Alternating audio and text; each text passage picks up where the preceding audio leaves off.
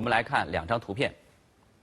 左边啊，这个是中华传统的舞狮，而右边呢是少林功夫经常用的梅花桩。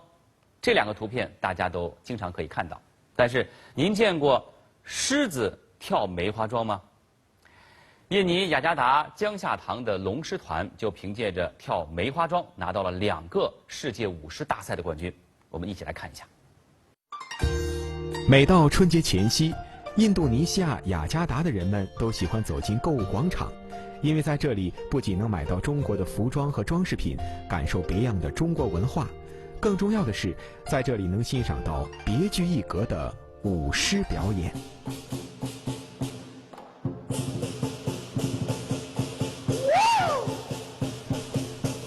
舞狮是一种中华传统文化表演艺术，随着华人的脚步走向海外，舞狮表演也开始在马来西亚、新加坡、印度尼西亚等地盛行起来。这位手里拿着麦克风的70岁老人，就是江夏堂舞狮团的总教练黄白。他用印尼语耐心地给大家讲解舞狮的每个动作和狮子表现的喜怒哀乐，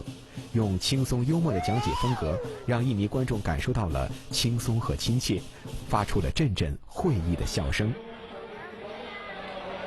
我们的学生啊，有匪教、基督教、天主教、孔教，什么教都有，所以印尼政府很喜欢，因为我们不讲政治，不讲宗教，所以印尼政府就现在我们的舞狮，政府体育协会承认了舞狮是属于印尼的运动协会之一。过去不要讲啊，那里可以，所以我一直奋斗，奋斗了16年。每当江夏堂舞狮团表演的时候，购物广场的3层楼都挤满了观众。而整个舞狮表演最精彩的部分就是跳梅花桩了。梅花桩从矮到高依次增加，所以可以说是步步高。狮子要在高3米、宽14米左右的梅花桩上，不断地做出一系列惊险的腾挪、扑跃等动作。舞狮团精彩的技艺赢得了现场观众阵阵掌声。可是，在这阵阵掌声的背后，却凝聚了黄柏和舞狮团成员们辛苦的汗水。黄柏说，训练的时候，队员们无数次从梅花桩上跌倒下来，虽然有保护措施，但很多队员还是为此受伤。他跟我们有10多年了，他曾经断了手，断手，也是断脚，但是他不怕。kaki kamu juga patah ya? Iya,他脚也是断了，但是还是完了啊。只要有舞狮团队员受伤，黄柏都是尽最大的努力给学员们争取最好的医疗条件。黄柏说，舞狮队员大多是贫困人家的孩子，他们都是趁着自己上课之余或者上班之余的时间训练，非常刻苦。因此，只要有人报名学习舞狮，就免费教授他们。舞狮表演获得的酬劳，包括红包，也全部分给他们。舞狮团辛苦的付出也得到了回报。2009年和2013年，黄柏带领的舞狮团2次获得世界舞狮大赛冠军。他跟我玩舞狮已经16年了，刚才玩的四尾就是他，他就是得到2次世界冠军。第一次是为了庆祝中国60周年的时候，2009年中国庆祝60周年，我们在那边比赛，我们得到冠军。第2次是在印尼奥统街的时候，我们也是世界赛，我们也是得到世界冠军，我们2次世界冠军。印尼雅加达江夏堂舞狮队成立于1999年，从那时算起，黄柏已经担任了舞狮队16年的总教练了。每到春节前后，黄柏和他的江夏堂龙狮团都格外的忙碌。在这个春节期间，黄柏要带着他的龙狮队表演上百场演出。17号开始，最多的是，一直到现在最多的是19号，19号是春节，我一早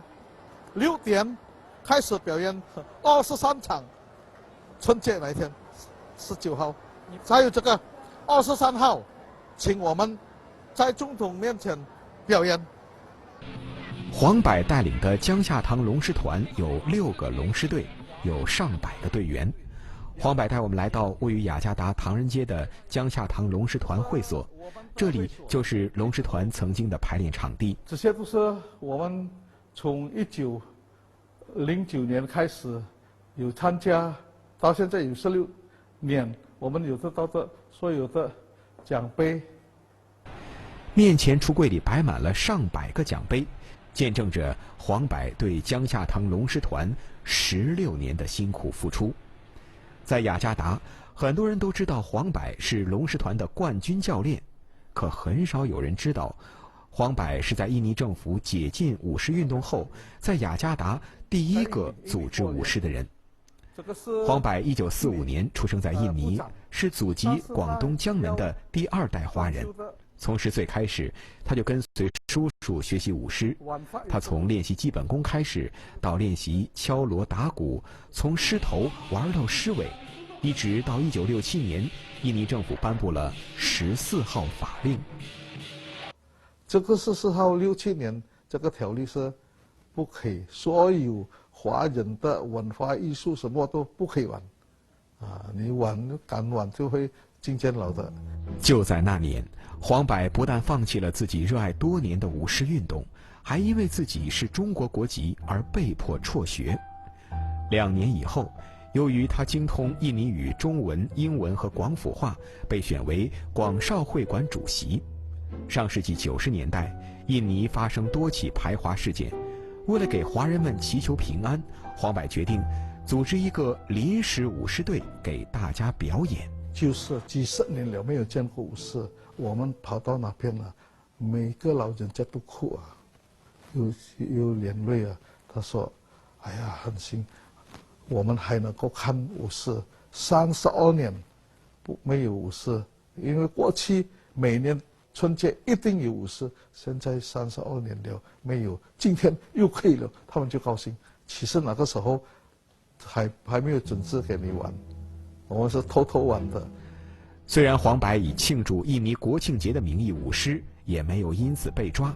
但是临时的舞狮队还是很快就解散了。1999年，印尼政府开始允许从事中华文化的活动，雅加达华人们就组织成立龙狮团。当时摆在大家面前的问题就是，谁来牵头做龙狮团的主席？后来我堂弟说，问一下我要不要当主席，如果我要的话，我们才成立；不，如果我不要，我不要成立，因为要有像我这样的人啊，神经病啊，搞这个把我们的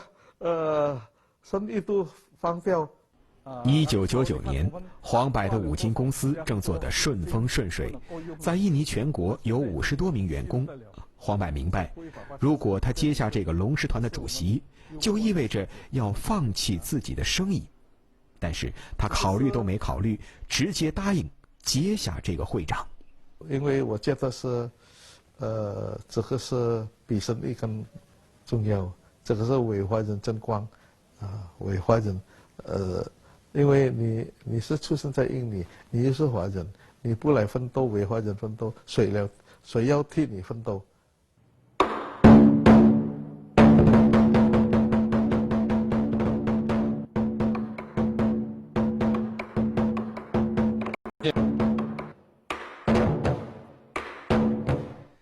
就这样，黄柏的堂弟出钱，黄柏出力，雅加达江夏堂龙狮团正式成立了。他想方设法从广东佛山运来了锣鼓和狮子头，除了自己当教练，还找到了自己的师兄弟来帮忙。1年以后，报名学习舞狮的学员越来越多，师哥也可以带师弟了，舞狮队也可以承接正式的表演。黄柏本来可以变得轻松许多，但是这时他却更加忙碌了，因为他有了新的目标，那就是要带领舞狮队参加国际比赛。我们要进步，要比赛，不进步那里，不比赛那里也会进步。我哪里知道我的现在已经程度到哪里？我们比赛了以后知道我的程度还不够高，再学这样子，而且看你怎样玩，我也是学你怎么样玩这样子。为了提高龙狮队的技艺，黄柏多次从中国和马来西亚请师傅。从2001年在马来西亚吉隆坡参加世界龙狮比赛开始，每年他都亲自带领龙狮队参加比赛。我每次练我有在，比赛我也是有在，要鼓励他们嘛。而且比赛，尤其是去比赛武士，全部是讲华语。我的学生没有一个能够讲华语的，他们都是既然华人都是不能够讲华语，因为他们那个时候32年没有华校给他封掉，所以他们现在如果30多岁的14岁，根本不能够讲华语，所以不得不我要陪他们去全世界每个国家，我已经陪他们去。黄柏的3个孩子都已经成家立业，他为了龙狮团付出了全部的精力。他把自己的车库腾出来给学员们放摩托车，在他的家里到处都摆放着狮子头和锣鼓。这个粉红色的狮头，我们去中国订了4个，准备4号情人节的时候，我们拿出来表演，因为在印尼还是很流行，14号2月14号是情人节，情人节，所以我们准备14号拿出喷红色的狮头。16年间，黄柏带领的龙狮团光打坏的鼓就有100多个，他们也获得了2个世界冠军、2个世界亚军，其他的奖项100多个。黄柏说，现在自己已经开始培养接班人，并且自己心中已经有了人选，希望自己退休后龙狮队能为更多人表演，也能拿到更多的世界冠军。